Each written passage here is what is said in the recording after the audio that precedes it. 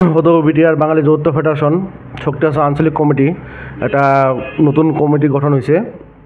এই কমিটিত মই সভাপতি আৰু জয়দীপ সৰকাৰ মোৰ নাম সভাপতি আৰু সম্পাদক জয়দীপ সরকার।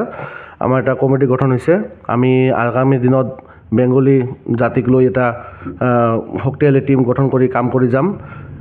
ইয়াৰে আমি আজি ক'বলৈ এইটো আমাৰ এটা আমাৰ 21 জনীয়া এটা কমিটি গঠন কৰা হৈছে।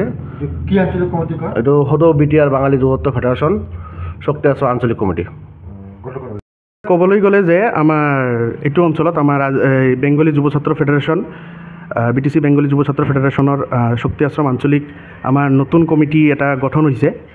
তো আমাৰ মন্তব্য এইটোৱে থাকিব যে যিয়ে আমাৰ বেংগলী জাতিৰ স্বাৰ্থত বেংগলী জাতিৰ কাৰণে কাম কৰিব বা যিয়ে আমাৰ এইটো বেংগলী অঞ্চলবোৰত সা সুবিধা যিয়ে ভালকৈ কৰিব আমি তেওঁকে সমৰ্থন কৰিম। ভৱিষ্যতত এইটো আমি চাম, তেওঁকে সমৰ্থন কৰিম।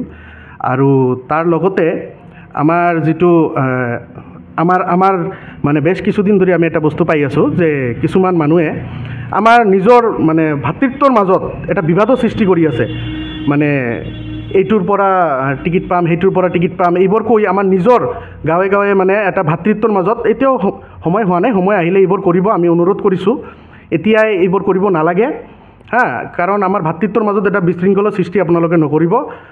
অন্যথা কিন্তু মানে আমি চাই আছোঁ যিটো বস্তু, অন্যথা কিন্তু এইটো বস্তু যদি কৰে আমি কিন্তু আমাৰ সাংগঠনিকভাৱে যিটো ব্যৱস্থা কৰিব লাগে এই ব্যৱস্থা কিন্তু আমি কৰিম এইটো।